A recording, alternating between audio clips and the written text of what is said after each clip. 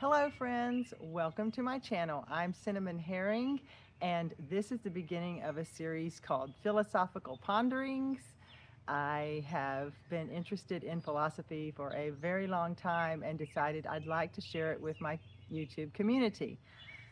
I have a friend who likes to prompt my philosophical ponderings, and she recently mentioned the fact that I had not expressed any fear related to traveling and adventuring alone. And it got me thinking about that, and I wanted to share some thoughts about it. So, this particular episode is going to be about fear. We're going to talk about fear. And the fact is, that I had not acknowledged any fear related to traveling alone because I really don't have any fear related to that. Perhaps I would have when I was younger, but now I don't. I understand that fear has a very special place for humans and it can be utilized appropriately when it's mostly not utilized, because most of the time fear has a tendency to shut us down in our creative journey and in our functionality to solve a problem or to fix something. The In my opinion, fear is only true fear is the type of fear that comes from being in an urgent situation where you need to fight or run. So, true fear triggers the fight or flight mechanism. Now, the fight or flight mechanism only gives you the ability to do those two things. It doesn't give you the ability to really think, process through things, and to solve the types of problems that we really have for the most part in our modern society. Most of our problems don't require us to fight or fly. They require us to really be able to use our logic to figure out and solve a problem and get ourselves out of certain situations or avoid certain situations based on our experiences, our knowledge, our understanding. And so we have to stay level headed. You can't do that with true fear. True fear interferes with those processes because it triggers adrenaline, and adrenaline basically, it takes the blood flow away from your brain. I mean, as far as those extraneous processes, it just, all the blood goes to your large muscles to be able to like physically fight or physically run.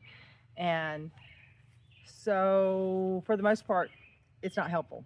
Also, when I was in my younger years, I experienced a lot of true fear, and it was well warranted. I had many situations in my younger life where I was in danger. My life was in danger. And then some where I was afraid, but it wasn't life or death, but it was something I didn't understand and it didn't seem right and it was scary. So, for that reason, I spent a lot of my younger life in fear. And then in my young adult life, I experienced a lot of anxiety based on those patterns of being fearful and feeling like things were not right and just being afraid of whatever was going on and having all those emotions and feelings. And it was just a mess. But I learned a lot from that.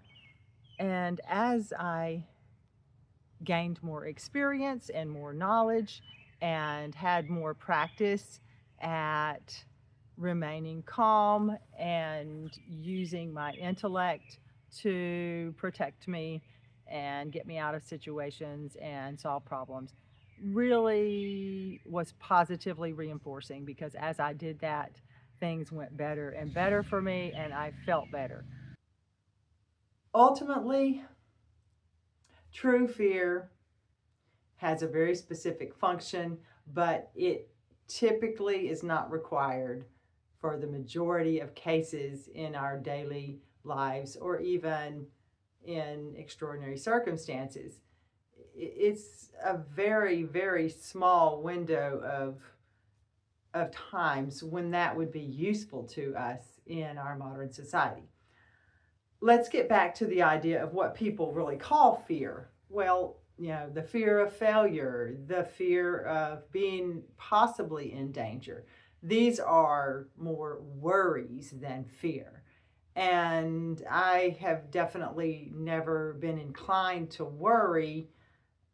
I mean, I do consider and think through things that might happen or circumstances to try to keep myself safe. And that is very important, to think through those things and to pay attention to your environment, to pay attention to your intuition and how you feel about the people you're around or the circumstances that you're around, and decide whether that's going to be safe for you or whether you need to relocate or do something different. I do that on a regular basis because I do like being safe. But I also understand the inherent risk of being alive, and that is that you're at risk of death, and also the fact that death is inevitable. But of course, I love living, so I want to be alive as long as I can, and as long as I feel great and can actually experience life in a positive way. So I definitely want to keep living and try to do the things that are going to keep me safe. So what does that involve? Well, it involves being very aware. It involves really paying attention to details, and also integrating that information into your subconscious and continually trusting and checking in with your subconscious, with your intuitive feelings about what's going on. Now, that's different than worry or anxiety, because that's when you feel like something's wrong when maybe something's not wrong. I have a whole other theory about anxiety in general. So we'll talk about anxiety in another episode, because that'll be a lot of fun. I had a lot of that when I was younger, so I do have some experience, and I also have studied a lot about those things. And so I have some different ways of looking at that topic that we'll talk about, and some solutions for it. I don't have anxiety now, and I had tremendous anxiety in my younger years, in my 30s, in my 20s and 30s. And now I'm about to turn 56 and I have zero anxiety. And I also, back to the idea that I really don't experience fear. I understand a few basic things about life that definitely make it easier not to experience fear when it comes to the type of fear of imagining that you're in danger or imagining the bad things that could happen. There are some strategies to get away from that. And I didn't enjoy the feeling of fear, and I didn't feel like it was productive for my life. So if it was productive, I would be willing to experience it. But if it's not productive, I'm not willing to experience it. I get one shot at this life, and I'm the boss of it. I'm gonna make it the best it can be. I say I'm the boss of it. No, I'm not. I mean, we're not really in control of anything. But I can make a decision about whether this is something I want to experience or not. And I don't. I don't see anything productive in me worrying about things that are just inherent risks in life. The first thing is, I understand that life is fleeting and it's always going to be changing, and that to try to hang on to it the way it is futile, and you're going to have a bad experience because it's not going to happen and you're not going to be able to control that. But to roll with it and make the best of it, you can do that. And I can do that. So that's what I try to do. With that is the understanding that we are going to experience loss. We absolutely are. If you continue to live, and if I continue to live, we will experience loss. And you probably already have. I know I already have experienced a lot of loss. And It was traumatic. It was devastating. It made me sad. I cried. I had all those amazing experiences that are life experiences. They're normal life experiences. Everyone experiences those things. So when you experience it, you feel like you're the only one, or you feel like no one else could possibly have been in that much pain, that much emotional pain, or no one could have possibly felt the amount of loss you did. But all of us do. We all experience that. It's normal. It's a normal part of life. If you experience a full life, you're going to experience loss more than once.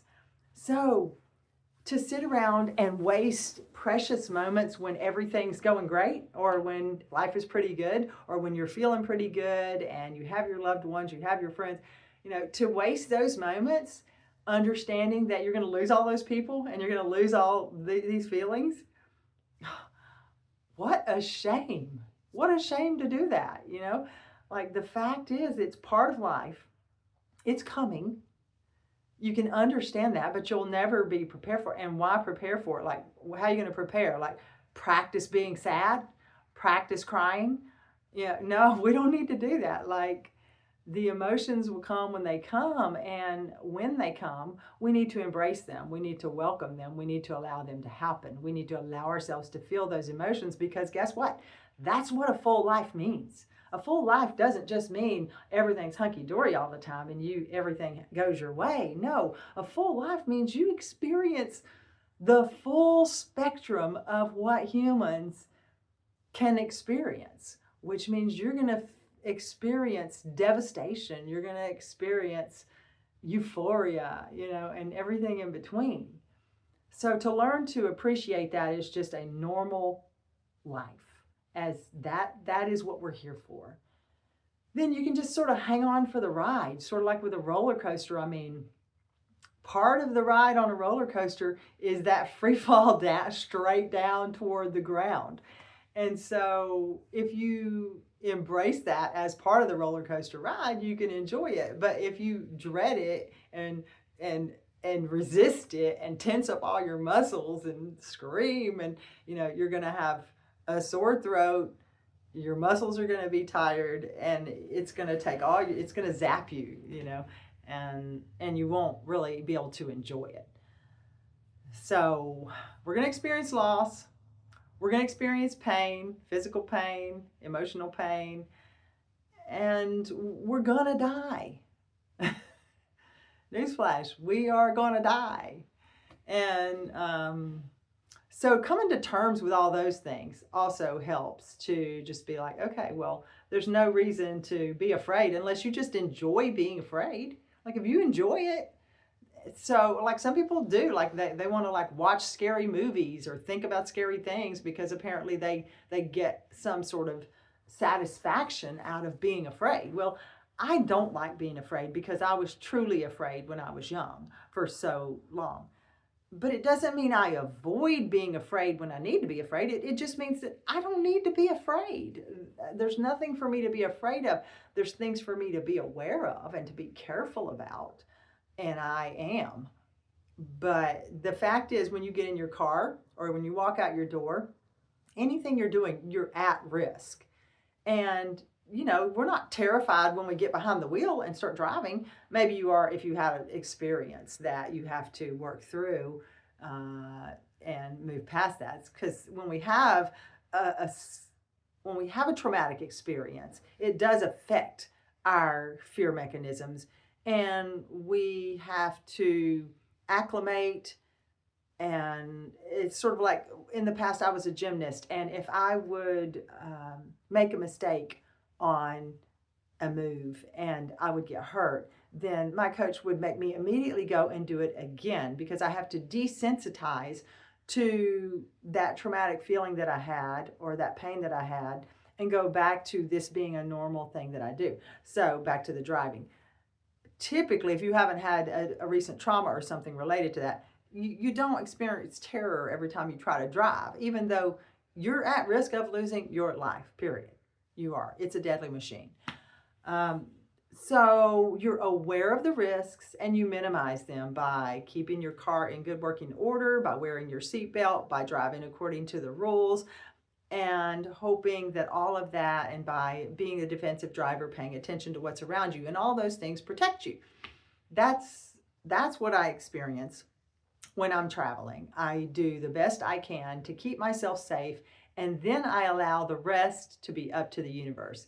And I just roll with it and try to enjoy the moments, embrace those experiences, and allow myself to enjoy all of the aspects of my experiences.